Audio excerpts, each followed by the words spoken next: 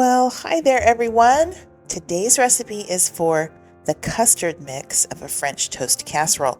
It's not actually a meal in a jar because you will need a loaf of bread to make this, but it is definitely going to help you make one of the tastiest company-worthy breakfasts ever. In fact, when you're ready to prepare it, there's only about 5, maybe 7 minutes of actual activity that you need to do. The rest of it is baking time. Have y'all ever had a French toast casserole?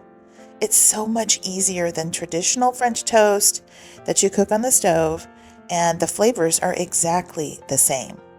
Already there's so much less work because it's a casserole versus cooking the individual pieces of toast. And with this custard mix ready on your pantry shelf, you'll be able to make a fancy breakfast anytime you're in the mood. So what you're going to do is you will add some scrambled egg mix and some instant milk powder and some butter powder to a pint-sized jar. Well, okay, I might revise that. I might put it next time in a bigger jar because that way you could include the optional crumble topping. I love the crumble topping. So anyway, if you have a 1.5-pint jar, I would probably put it in that if you plan on doing the optional crumble topping so you can store the topping along with the custard mix. Here we have just some yummy flavorings for that custard mix. Vanilla powder, cinnamon, salt, and then the heavy cream powder and the cream cheese powder. They're all going to make this be a fantastic custard mix. You do need to pat this down and make sure you have room for the sugars at the top. Brown sugar and regular white sugar go into this custard mix. So give it a shake and put your lid on. I would not put an oxygen absorber in this just because it would make your sugar kind of hard, I think. Whatever the expiration date is on your heavy cream powder, that's probably how long you could store it. For the optional crumble topping, I'm putting it in a baggie here. You could do that, or you could put it into maybe a 1/2-pint jar. If you put it into a baggie, you can store that baggie alongside the jar of the custard mix, or if you put the custard mix into a bigger jar, you could put it in the actual jar. This is going to be a really nice texture contrast to the French toast. If you do the crumble topping, it will give you a nice crunch. And like always, I will include the full recipe in the video description box below. Okay, so this is what you can store on your pantry shelf. That is the custard mix for the French toast casserole. And then whenever you're ready to make the French toast, you do need a loaf of French bread or sourdough bread, some sort of a crusty bread. I had already cut the bottom half of that loaf that's in the bowl already. And yeah, I ate that. It was fantastic. My friend Rebecca Catalano has a bread baking business called Beck's Breads, and I bought this from her. It was so good. Now this is just a blender recipe for the custard. Go ahead and preheat your oven because this does not take very long to do. So preheat your oven to 375 Fahrenheit, and then into the blender you're going to add 2.5 cups of water. And I put the water at the bottom just so our ingredients didn't stick to the bottom of the blender.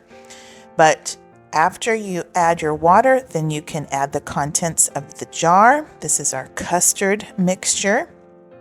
And that's it. It's just add water. It's a just add water recipe. I blended for about 30 seconds. You just want to make sure everything gets nice and blended in there. And then you're going to pour that custard mixture over your cubed bread. And if you have any custard left in the bottom of your blender, just add a few tablespoons of water in there and rinse it out because, you know, no man left behind, right? We want to get all of that goodness out of the blender and into the bowl. And just make sure everybody has contact with the custard mixture and then set that aside. We're going to let that soak. Now it's time to make the crumble topping, and all you have to do really is put it into a bowl, mix it up with a fork. You need to mix the flour in with the sugar, and then add some melted butter to it. And that's it. That's all you have to do. If you mix it together, it will form these cute little crumble nuggets, and that is what you're going to top your French toast casserole with. Now it's time to put this into a prepared casserole dish. I buttered mine. You could spray it with a cooking spray if you like. Just kind of spread it out in there. Now it's time for the crumble topping. And y'all, it's so good. It bakes up really nice and crunchy. So go ahead and put that into your oven. You're going to need to bake this for about 30 minutes. And that's what happens. This is a beautiful casserole. And traditional French toast, you put powdered sugar on the top, so that's what I did here. And then it's ready to serve. That's it. You can serve this with anything you like. I served it with some fresh strawberries. I think it would be really good with some crunchy bacon or sausage.